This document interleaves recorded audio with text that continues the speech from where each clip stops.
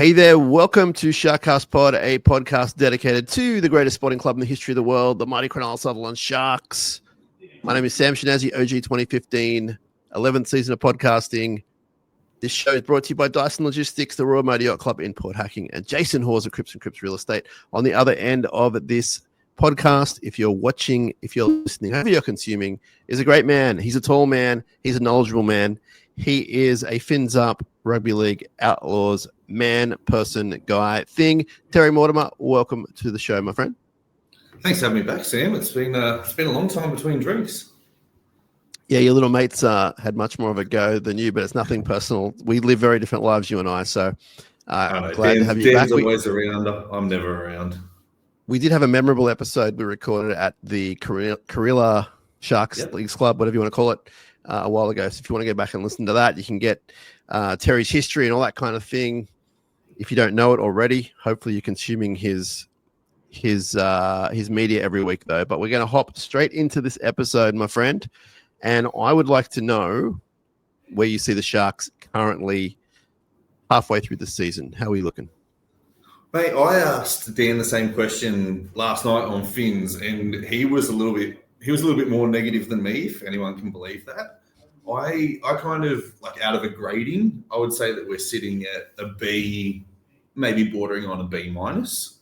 Mm-hmm. I think we're one win away from where we probably deserve to be. I think there's two wins that you look at it and just go, man, we threw those games away. I'm talking about the Tigers and the Canberra game. Like the Canberra game, we literally had wrapped up, signed, sealed, delivered, leaving Canberra with 2 points, and we just lapsed concentration for 20 seconds. And obviously the Tigers game, just everyone involved in that game just did everything wrong. You can't point the blame on any one player. There was 17 players out there did everything wrong to lose that game. The Penrith game, the bright lights, round one, defending premiers, Las Vegas. Hey, you take that. It was a good showing from us. The Dogs game, like the Dogs are the real deal this year. It sucks that they didn't have Burton and kick out, and they still gave us a bit of a spanking. But probably the only game that you look at and say that's unacceptable is the effort against the Roosters, and that was the lack of effort, really. So I think a B, B minus, and I think now the buy came at the right time. Like I would have liked it to have come after the Melbourne game, but after getting a hiding, it's a nice time to reset and really see what this squad's got, see what Craig Fitzgibbon's coaching off the field is going to be like, and how he's going to have the players up for it. So yeah, it's not all doom and gloom that you read about or you hear about. It's it's going pretty good. Give me some give me some of your best performers this year, 2 or 3 best performers. I'll have to say the standout performer from me so far has been Kaeliro. He scored a try in every game he's played. We win more than we lose when he plays. You can really see the difference when he doesn't play. I think this is the player that we've been waiting for to come. He's New South Wales Cup Player of the Year. We were just waiting for him to get his opportunity, and he's taken it and he's run with it. I'd say the next cab off the rank would be Adam Fanua-Blake, and that's the reason why we pay this man the big dollars. He's been huge. Some weeks he gets support going with him, some weeks he doesn't, and that's something. The forwards are very inconsistent at the moment, so I think Adam's got to be number 2, and I think Will Kennedy's got to be number 3. I know he's had a couple of shockers, especially against the Roosters, but prior to that, he was according to the Dally M, he was the best player in the comp for a long part of time. So I think they've been our 3 best performers so far. And how do you see the coach currently halfway through the season? He's done a lot more right than he has wrong. But I think the glaring issue that stands out for me is Daniel Atkinson and his lack of game plan for Atkinson. I know against Melbourne, we got lucky and he went out on the wing and he played okay, but he also got jumped over by Xavier Coates. But say that barring any injury to the back line or any HIAs or anything, being up by 30 and resting Nico, Atkinson comes on for 7 minutes around the ruck, has a run, makes a couple of tackles, and then gets taken off. And I don't I know he's going to the Dragons, but his development in himself, he's got to know that that's hurting him. I bet you if you asked Daniel Atkinson if he'd rather 7 minutes of unplanned NRL as opposed to 80 minutes playing in the halves when he's going to go to the Dragons and play in the halves next year, what he'd rather do.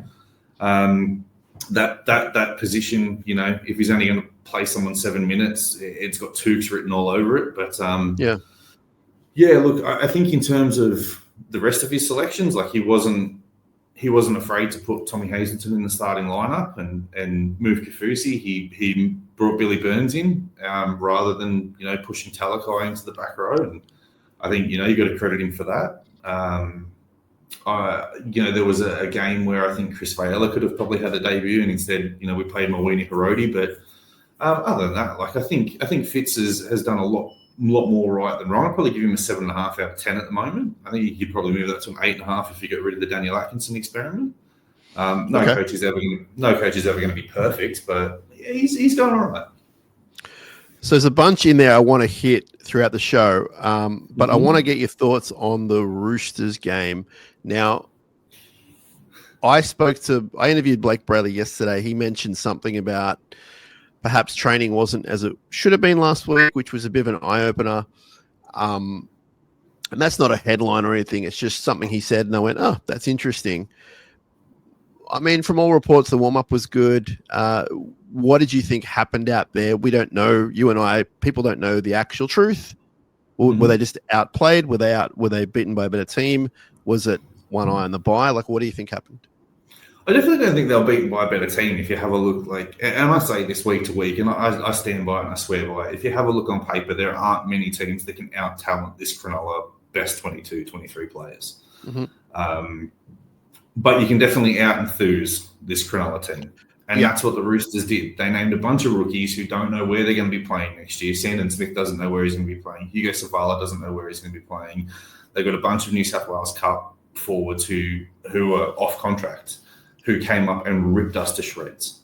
That game there, it was textbook Cronulla. Like, that is a game we went in at $1.30 favourites. The Roosters were $4.85.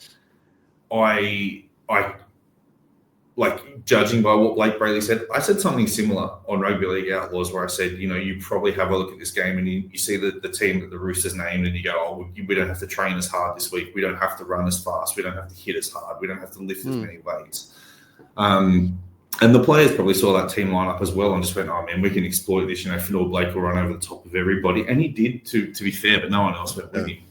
But that was just a standard. You turn up with enthusiasm and you beat Cronulla. You turn up, wanting that 1% play more, and you'll beat them. And I think James Tedesco killed us. Like, he absolutely killed us.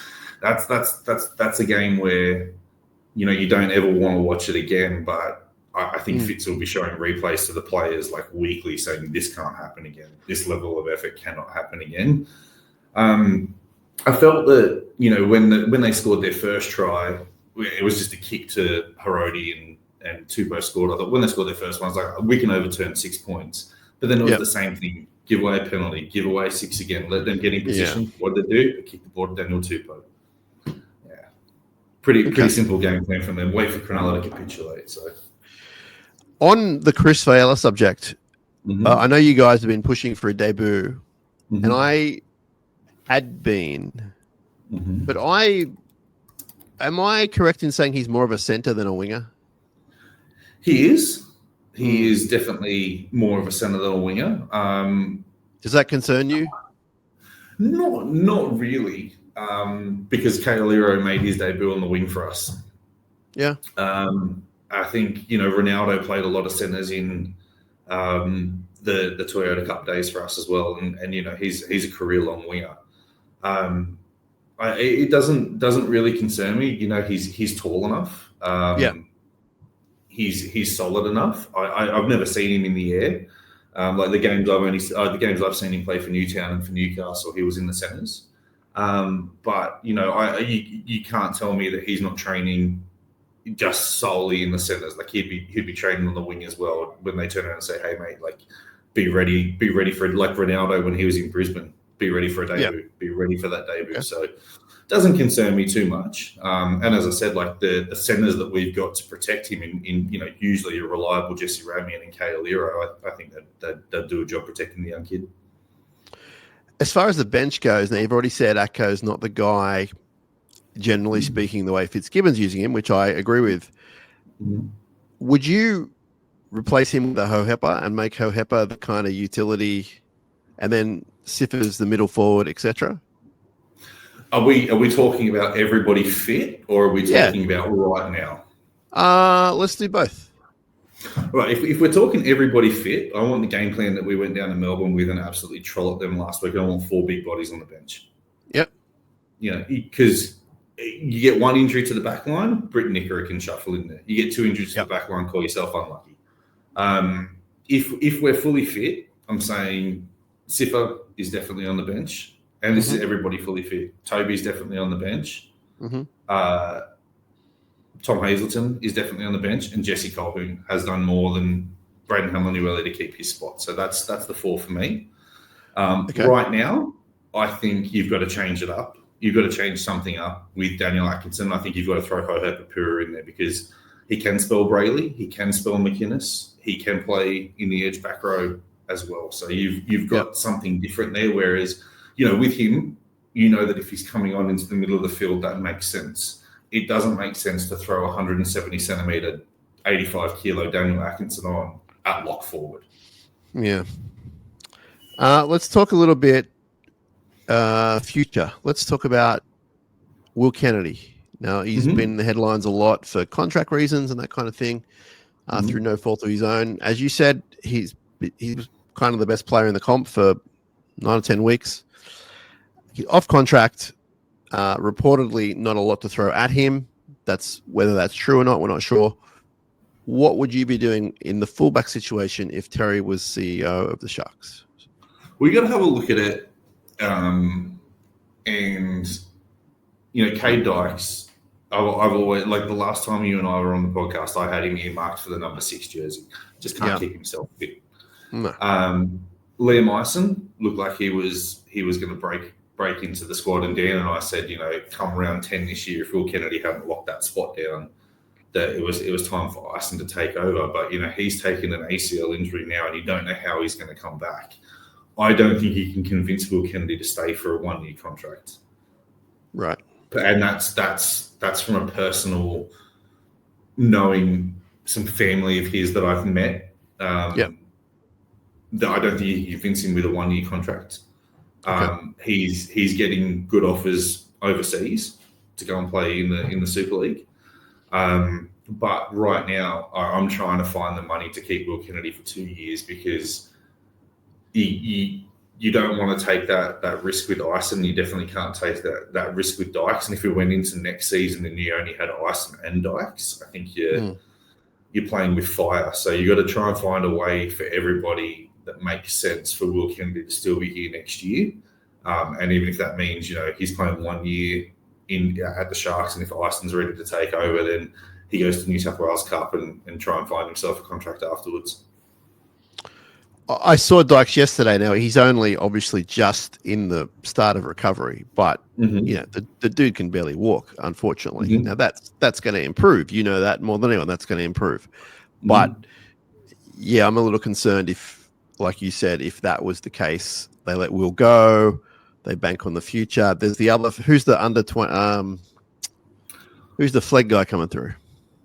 Taj Ford was the 5'8". He's been playing fullback for the New South Wales Cup. There's another one. He's signed long term. I can't think of his name with all respect, but there's another fella. So he's almost below Eisen in the pecking order, but he's still years away. Not Riley Pollard. No. Hold up, I'm just going on to the... He's actually our good friend Kieran's next door neighbour. We should give him a shout out. I know who you're talking about. Lester. Oliver Lester. Yes. Ollie Lester, yeah. So he's quite good. But he's, 3 years away maybe. I don't know how we judge these things, but point is, I think Will's the only option, right? Yeah, Will is the only option. And again, there's the kid who got the SG Ball Player of the Year, Preston Lane C2. Now he's a centre, but he's played a bit of fullback along the way. But yeah, you're right. You're talking about kids who are playing SG Ball this year who are now graduating into the flag team. You don't want to be throwing them in against men as well, because you're just going to ruin them before they're ready. So, look, at the beginning of the year, I was on record as saying that if it was up to me, I would have gone and signed Shans Nickel-Klukstar from the Warriors because they're jam-packed with fullbacks. I think you can have a look around, if we had to go externally, you could probably have a look at Jai Gray. Because sometimes he's coming off the bench, sometimes he's not even playing for the Rabbitohs. The Warriors have got Taine Tuapiki playing New South Wales Cup, and you can't tell me that he wouldn't be tempted for a first grade spot. Yeah. There's a bunch of fullbacks up on the Gold Coast who can't get games. But I'm of the case of, like, Will Kennedy knows the club. He's been here since he was a teenager. There's no point. There's no point in the moment. Like, if you can get him. But if I was going to replace him, I would have done it January 1 and signed Shans Nickel-Klukstar. Yeah, and I guess the big sticking point is that the guy came out and he's played lights out in the majority of games. Like, okay, not the last two maybe, but or last one at least, but. Yeah, he's been legitimately man of the match in 3 or 4 games. Is he second or third at the moment in the Dally He's second. He's still second. So that's pretty good for a guy that a lot of people thought couldn't play football, wanted to get rid of. It's an interesting one. And it's interesting from the club point of view because they haven't locked him in. They haven't, he's unsigned at this very moment. Now, whether they're about to do it, I can't tell you. I don't know. But technically unsigned, the second best player in the comp. Kind of weird. I think I think going into this season, the club was definitely looking at the Liam Eisen is going to be our fullback for 2026, and then that injury happened early on in the season, and now they're kind of sitting there going, well, all this money that we had allocated for re-signings and potential signings probably has to go into the Will Kennedy pot, because don't forget Sam Stonestreet's still off contract as well, and he's one that we've you got to lock up. He's a local junior. He's a freak on the wing. Are you letting Katoa go? How are you handling that? It's all money saving. At this point, Sam, when you're hearing about you got cap situations and you got cap hits, if you can essentially replace a try scoring winger with a try scoring winger and save some money. I mean, Sione's getting older now.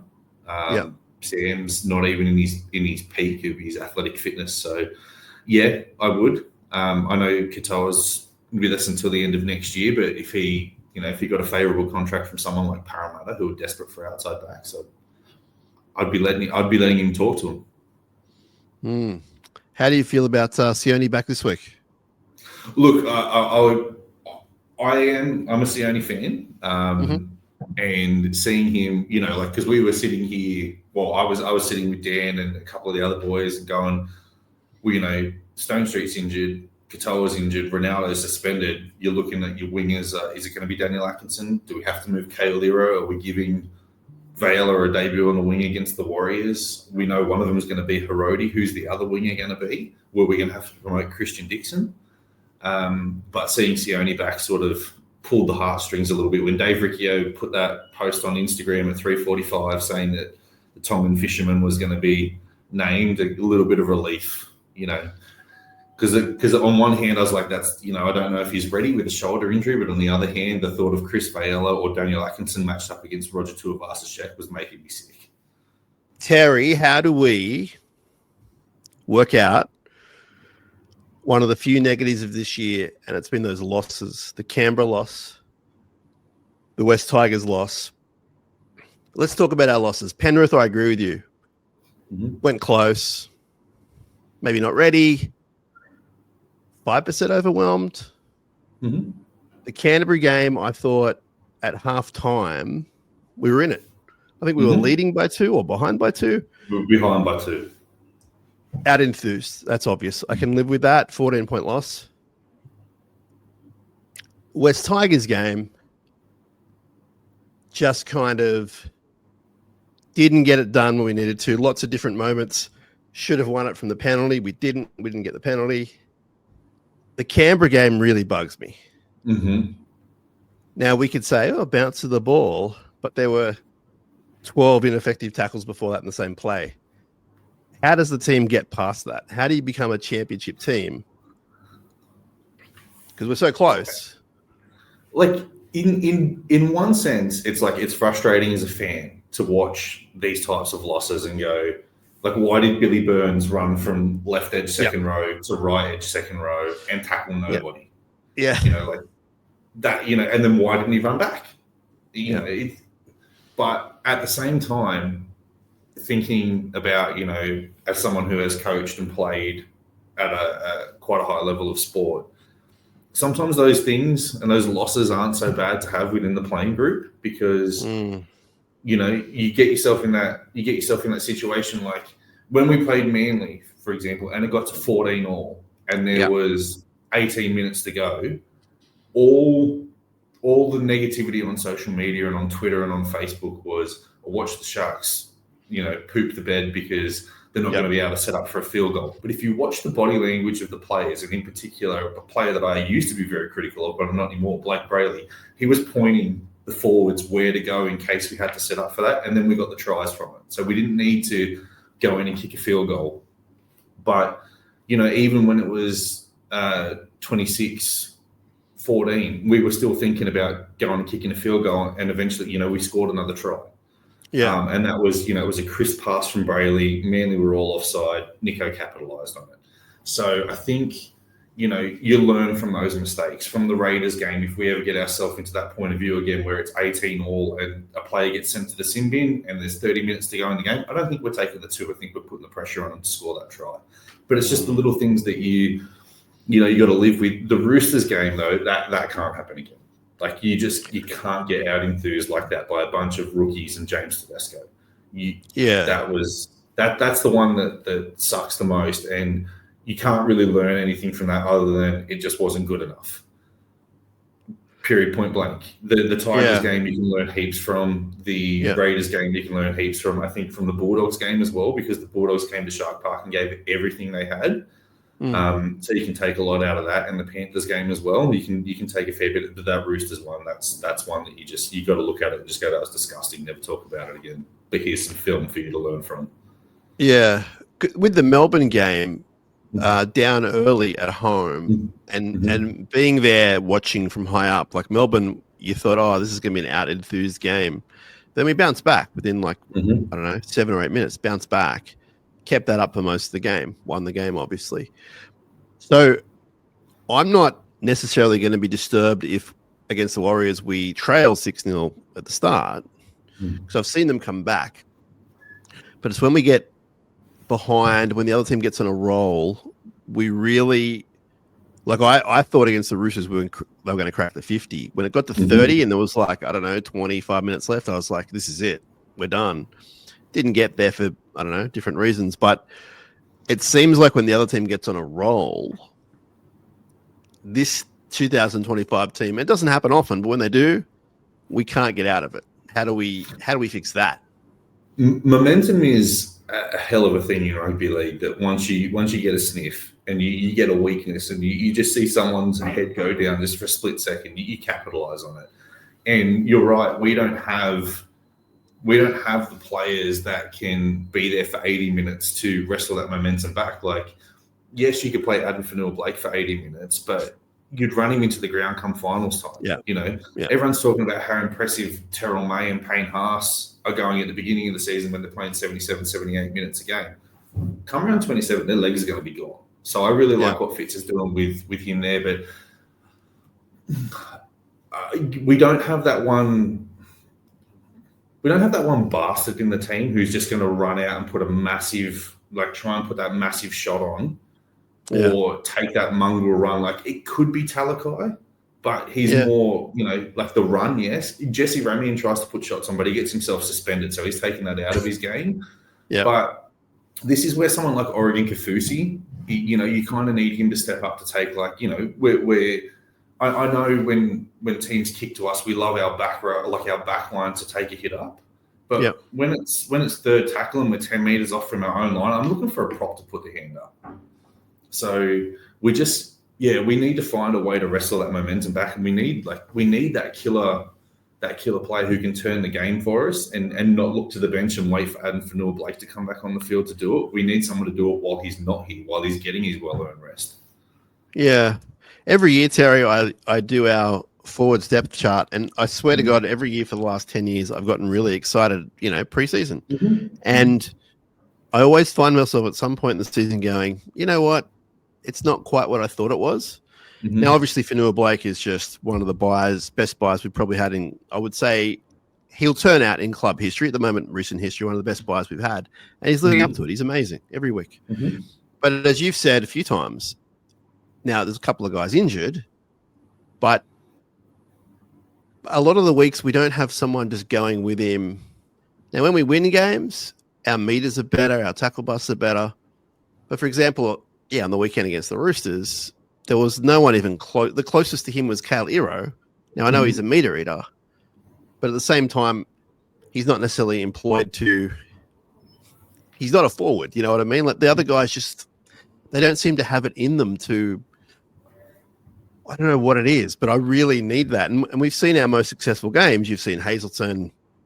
You've seen Cam McInnes get 100 meters. Like even guys like Ueli, lift to sort of 70, 80 meters. Like when they get on a roll, they're phenomenal. And my depth chart's looking really good. But when they're not, it's like one guy and four other middles just kind of not doing much in theory. I know, and Dan and I were talking about this. Like, if you have a look at our forwards, right? Like when we signed Adam Fanua-Blake and then we re-signed Braden Hamlin-Uele, I was really excited because I was like, we've got this absolute monster coming in, and who better to pair with him than another absolute monster in Hamlin-Uele? But he's just gone backwards, and the more I watch Jack Williams play for Parramatta in that starting prop role, the more I realise, we got that wrong, and it should have been Jack Williams re-signed, and Jack Williams should have been our starting prop because, even last year coming off the bench, Jack Williams was averaging 130 metres a game, and I know people go, oh yeah, but he dropped the ball. He didn't make an error a game. He only made about 15, 16 errors. Yes, you want him to cut that down a bit. He's done that for Parramatta,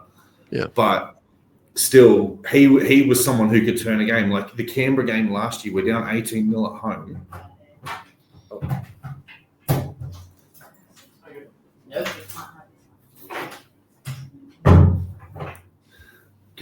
We're down 18-0 at halftime, and Jack Williams comes off the bench and completely turned that game. And at the end of the game, when we win 36-22, Nico Hines was like grabbing him, going, this game's yours. And he was man of the match, got the 6 daily M points for it. So he's one that I think that we definitely missed the trick not keeping him.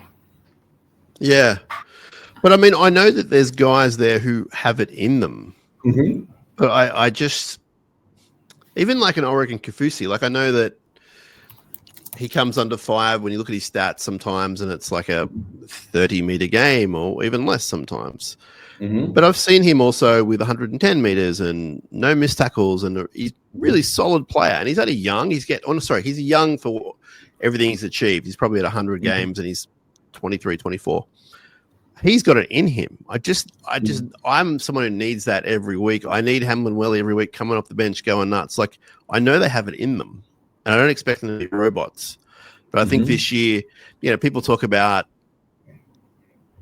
Fanua-Blake, I can't wait till he reaches his potential. I know you've spoken about this on the show too, people's expectations of him. And I'm like, I don't know what else you're expecting. This is what, like, he's at his peak now. This is what he's doing. I'm not saying he can't do better, but there's no need for him to do any better. He's doing exactly what he needs to do. But for us to lift that trophy, 2 or 3 other guys at the very least need to not do what he's doing, but do their equivalent of that. Yeah. And like, again, I always circle back to Braden Hamlin-Uele on this because, there was a reason why the Warriors offered him big money. And yes, the reason number one was they lost Adam Fanua-Blake and they wanted to get back at us and they were trying to do the swap deal. Hindsight would have been great if we'd done that. But Hamlin-Uele's played for New Zealand. Hamlin-Uele has played for Samoa in the World Cup where they made the World Cup final. Like, he's got it in him. there's just something not clicking with him at the moment. And it's the same as Origin Kafusi. In 2022, he was a vital part of that Parramatta team that made the grand final. He was a vital part of that Samoa team that made the World Cup final. It's the inconsistencies of it that, whereas, Tom Hazelton, when he started for us, he was going really well.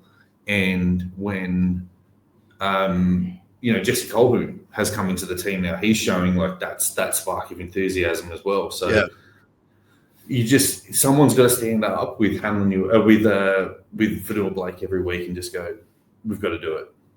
Yeah, for sure. Off topic a little bit, who do you see as premiership threats? Who are we going to play in the grand final? Like, who do you like?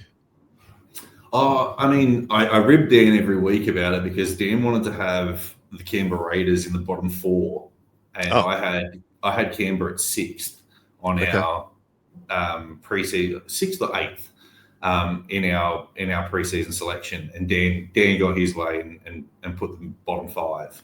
I think the way that Canberra are playing at the moment, the way that they can score points out of nothing, and I think they've been pretty lucky in the fact that, yes, like I know Jamal Fogarty's injured, but they haven't had too many big injuries to players at the moment, so their depth chart hasn't been tested. However, they're doing quite well in the New South Wales Cup, so that says that they have a little bit of depth there behind them. I think they're definitely a shout. I think Lachlan Galvin going to the Bulldogs is only going to make them better. I think the Warriors as well. If you had to ask me who the most impressive team that we're going to play in the grand final, I think it's going to be a rematch of the 2016 grand final. So it's going to be Cronulla versus Melbourne. Okay, yeah, I don't mind that. I prefer someone else, but I think you're right there. I think they will be there, and obviously we hope we're going to be there. The thing I like about Canberra is, and I don't like doing this because I've only had 1 year, like you probably, of experiencing this in your lifetime as a proper fan, and that's 2016. And I look at Canberra and I go, okay, not as glamorous a team, but they're playing the exact same way. Like they're out of a game, and guess what? They just won with some miracle play, goal from the sideline, whatever. They're getting it done. To a lesser extent, I see the Warriors doing that, but I think the Warriors are maybe a year or two away. But I think Canberra at the moment, and a lot of these teams, like look at Canberra, they haven't had a bye yet. So really, I think they're almost top 4, right? And then say they're top 2, they win week 1, they win week 3, they're in a grand final. It's that easy. When you're that good all year, it's that easy. I wish we were kind of at that next step right now. I think we can get there, but you don't lose games like that against the Roosters. I'm sorry. You don't throw away games like that. I can tolerate the Tigers one. I can even tolerate the Canberra one. But the Roosters game, you just got to eat up, right? Yeah, you just have to eat that and just get it out of the memory bank. How do you feel? I don't know if you get the same kind of correspondence or feedback that I do, but there's a lot of we should be winning this game by a certain amount. Like I get that a lot, and I'm not talking down the people that say it. Like say it all you want. I don't look at games that way, and other people do. So that's how it's all different. How do you feel when someone says to you, "We should have beaten the Roosters by 20"? Because I'm saying to you, we should have won by 1, and then whatever else is a bonus. Do you put an expectation on this team? No, and so I'm in a group on Facebook, and someone in that group turned around and said we should the team that the Roosters dropped, we should pump them. And I responded to that straight away, and I was like, this is the attitude that we're gonna lose, because if the fans start believing it, you best believe that it gets back to the players. Like you can't tell me that even though they go on social media bans, they don't have a burner account, or they just log out but still read what's on their feed. But yeah, I don't like it. And then again, like a mate of mine, Richie, when we played Newcastle, turned around and said we should be putting 40 on Newcastle, or we should be beating Newcastle by 40. And I said to him, I go, mate, why should we be doing it when no one else has done it? Like, yes, Newcastle are losing games this year, but they're not losing by 40. They're losing, 20-6 because they can't score tries. So, we definitely weren't going to go and put 50 on a team that had James Tedesco in it. I don't think I think the only team that's ever done that is Souths, or at the beginning of the year when they copped a hiding from Melbourne, but they were severely out of form. Other than that, it doesn't happen. Yeah, and definitely not by us. Now, due to life circumstances, we haven't got as long a time as we usually do on this show today, so we're going to talk about the Warriors game right now. The Sharks have named their team, and Katoa is back, as we spoke about, and Hiroti keeps his spot, and Teague Wilton is back in the team, which is a big in. And so the immediate bench is Atkinson, Colquhoun, Talakai, Hamlin-Welly, and the extended bench is Burns, Tuku, Hohepa, Beryl, and Nephi.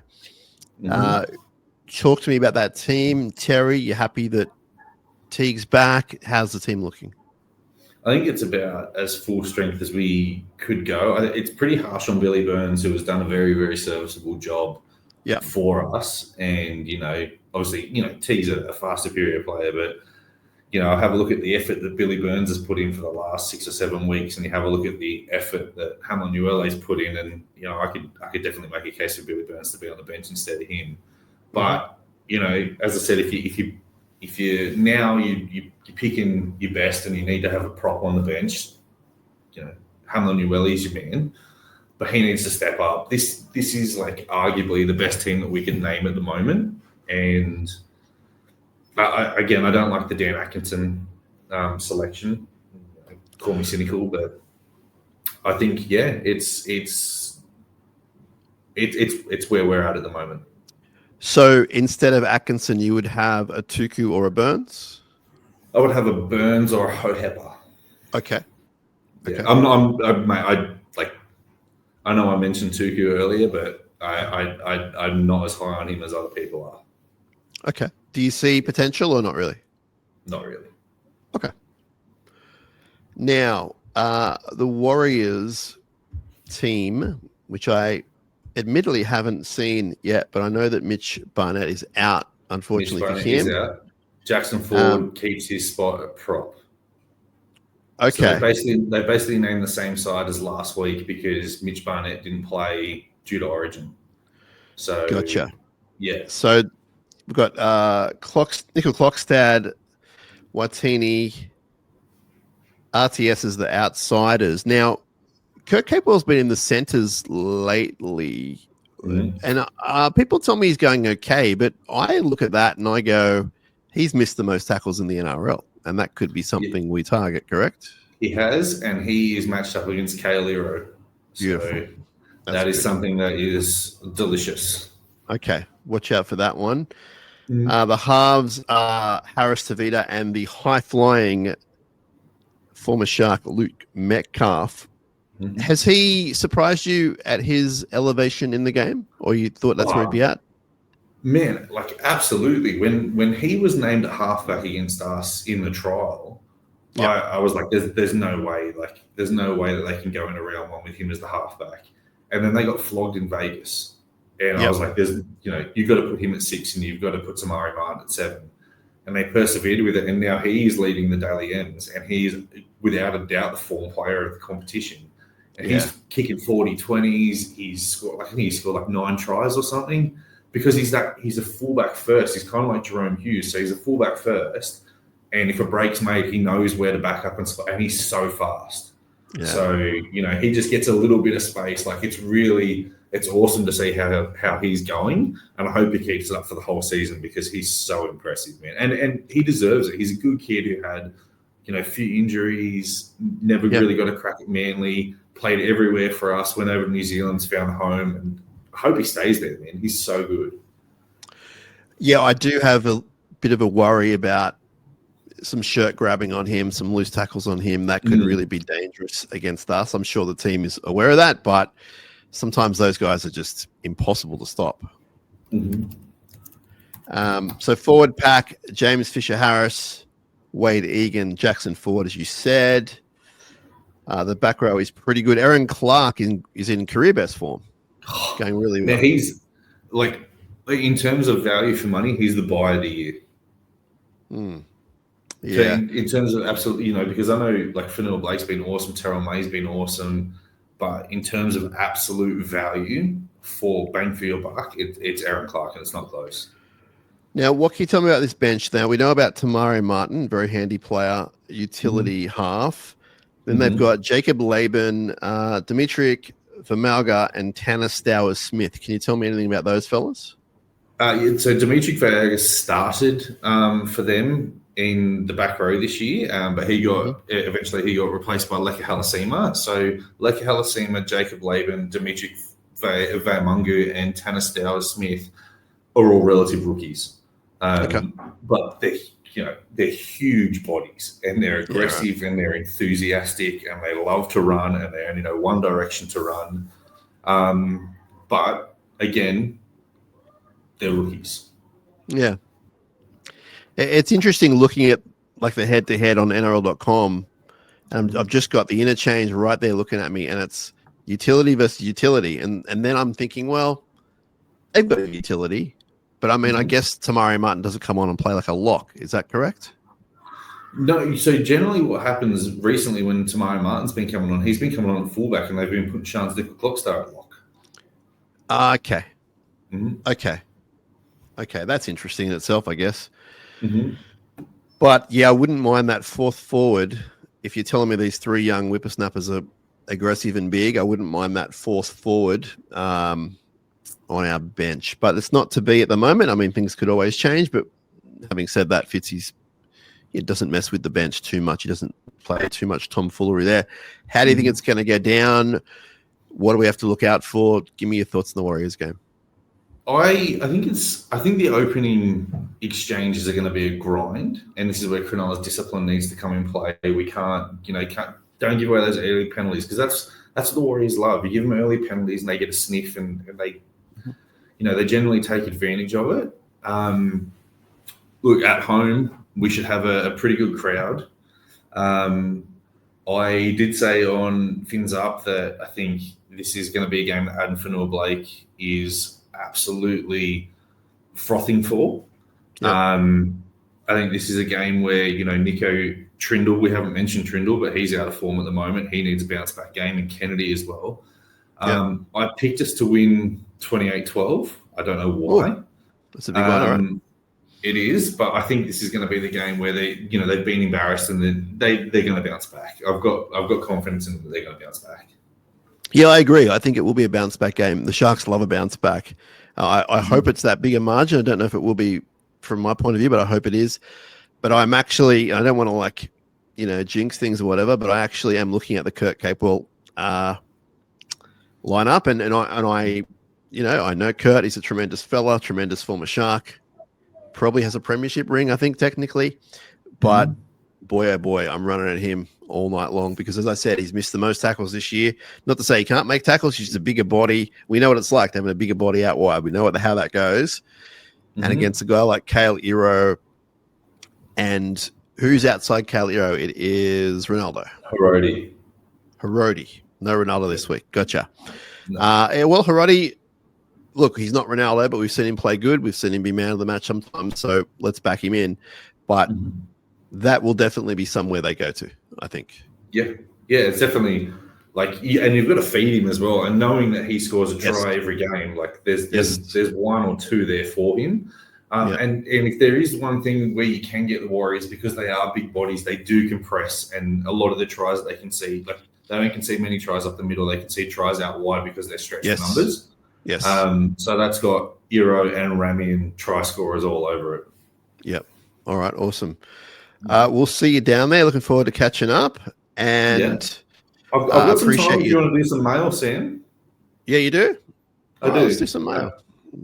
I mean, you'll regret this when you hear the mail, but I'm just kidding, everyone. Oh my God, he said that about the mail. Why don't you tell everyone about Fins Up and Rugby League Outlaws? So Rugby League Outlaws is a show dedicated to everything in the NRL. We cover the news, we cover the tips of the rounds coming, upcoming games in the following round. I'm leading Dan by about 5 points at the moment in our tipping competition. He still owes me a steak from last year. But we cover everything, cover the major talking points. We have a Sharks segment, and we break down the game, but not as in depth as we do on Fins Up. Now, Fins Up is the complete opposite to SharkCast, where Dan and I say whatever we want, and we don't care who we upset. We're not on there to make friends. We're on there to tell it like it is. I mean, you saying that suggests I don't tell it like it is, which, as you know, is not true. I know what you're saying. You do tell it like it is. We just go a little bit harder.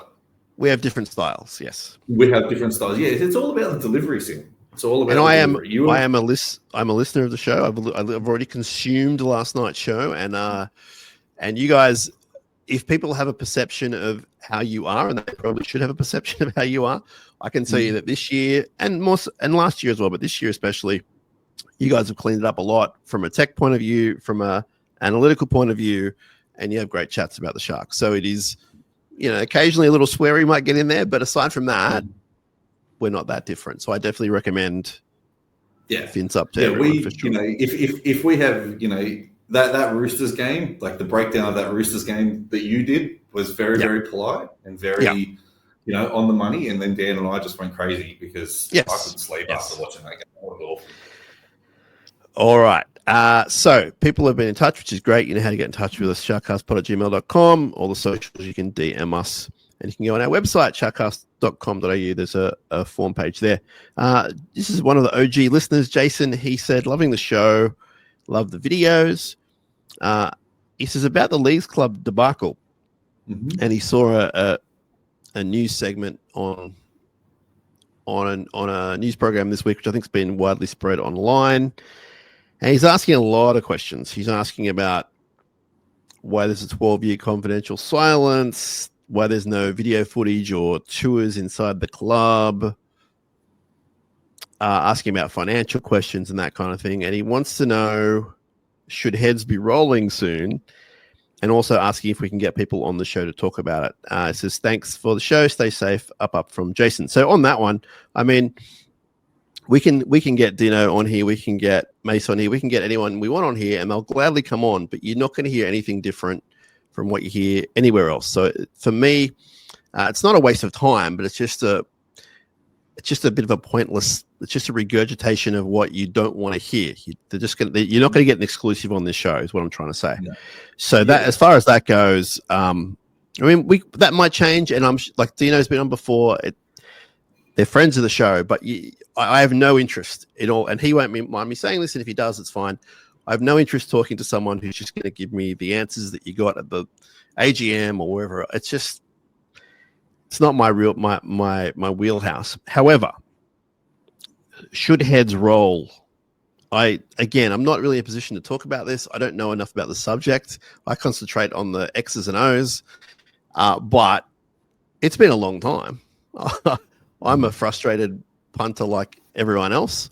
I love a Leagues Club, and I'd say this: the saving grace, Terry, is that the Cronulla one is going really well. It's making money. We're losing money every day from Woolaware, but what people do not talk about, and there are political reasons why they don't talk about it, but is that they're making money every day up at Cronulla and other places that they have bought. So I don't think it's as dire as what some people think it is.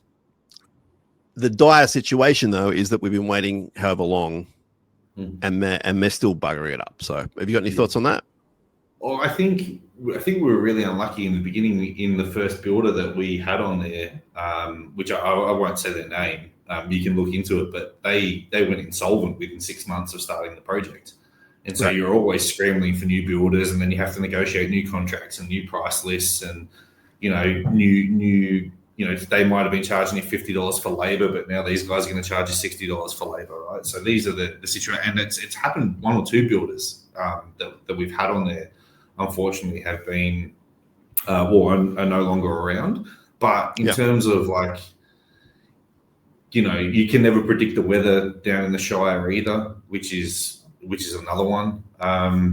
It needs to happen. Like, we need to be back in the Leagues Club. I know people are saying 28, 29. We need to be back in the Leagues Club 2027 because it's so depressing having a great win at Sharks and then having to walk home.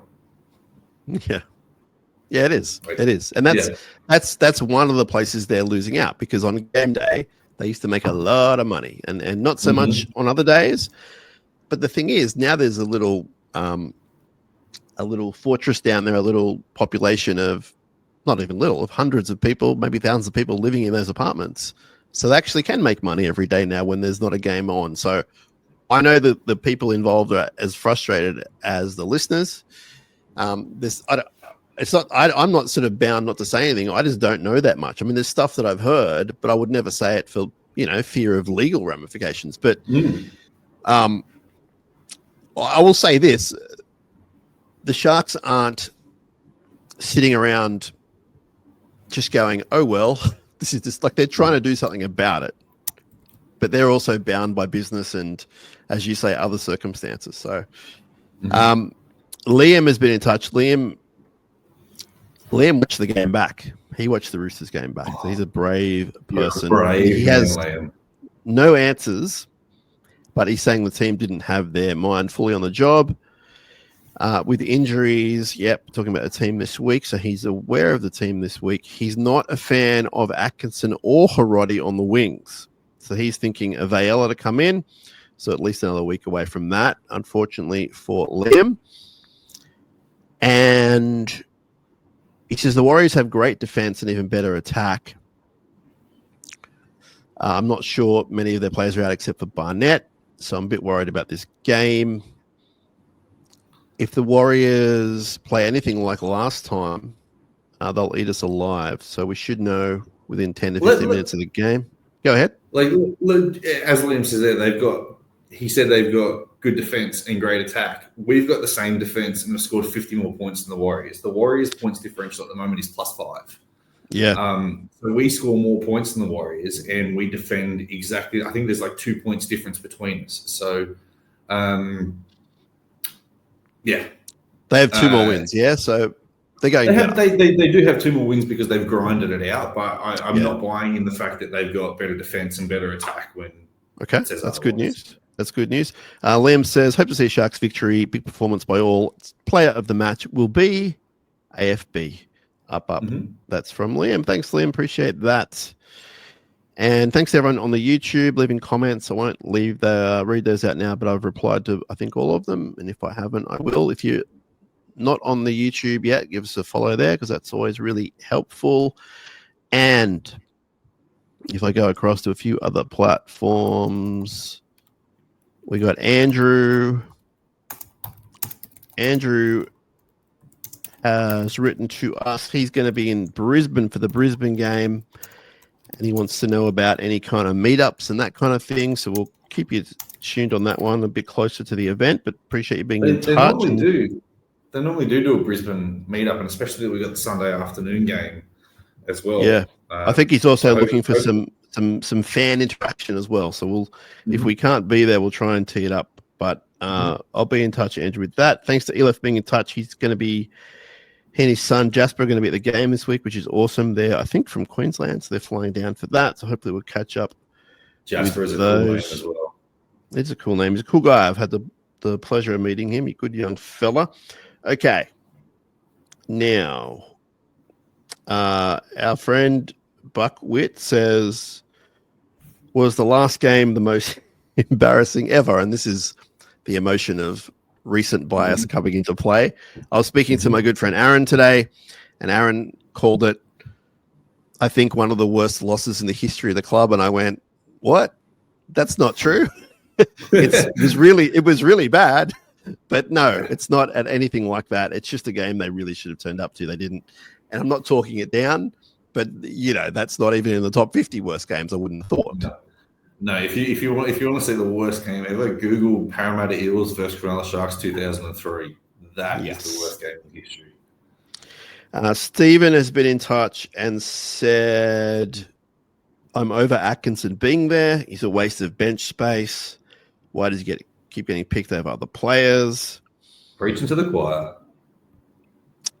He says ULE is still not informed but named. Mm-hmm. And Yeah, I think that's his big beef is the bench. So we've covered that a little bit, Steve. So go back and listen to the start of this ep. Terry in particular was quite critical of the bench. With Hamill and Welly, I'm still a believer. Hey, like even this year, I've seen enough to go. It's still there, but I need more. Like I definitely need more. Yeah. And I think if I was in his big shoes and a few other guys as well, I'd be a little bit nervous just because of the cap situation and the fact that Will Kennedy will be a priority and other players, will fall into a list of players we can tap and move on. And there'd be 5 or 6 players there in that list from almost elite players to fringies. And I think that someone like a Hammerwelly falls into that category. So if I was him, I'd definitely be, well, I shouldn't say trying my best because I'm sure he tries his best every week, but I think that there's a lot of improvement there still, but I'm actually still a believer, Terry. I don't know if that surprised you or not, but I like when he's angry and when he's good. Like I've seen it a few times this year in a few games. He's fantastic when he's like that. So yeah, look, I'll take it here or there with Hamlin-Uele. Either he gets in form or he gets out. Yeah, I respect that completely. Just checking the mail a bit more before we get going. I think we've covered it all. If we haven't, we'll definitely get to it. Appreciate everyone's interaction online as well. It's very satisfying to see everyone liking what we do. All right, we'll see you down there, Terry. It's going to be a competitive game, that's for sure. 5:30 on Saturday. This is the first game that I'll be to this year. Okay. Just life's got in the way. I was overseas for a month, and I got married, and you did. So this is the first game, and I don't want to be walking away with a loss. So let's fingers crossed. 28-12 Sharks. You heard it here again. Yeah, I like it. Let's not look back too far with the last 2 performances of the Warriors at home because they were deplorable results and somewhat performances. So let's look ahead. 28-16, is that what you said? 28-12. 28-12. 13 plus. 13 All right. I'm not going to make any declarations yet, but I think we'll win a very competitive game. Appreciate your time, Terry. I know you're a busy fella, and we'll get you back on much sooner, I promise. We just live very different lives, as I said before. I think people have got a bit of a conspiracy theory out there that it's a Sam and Dan thing, but that's really not the case. We will talk to everyone soon, and until we do, take care. Go check out Terry's stuff. Fins Up, Rugby League Outlaws, and we will speak to you all soon. Up, Cronulla. Let's go.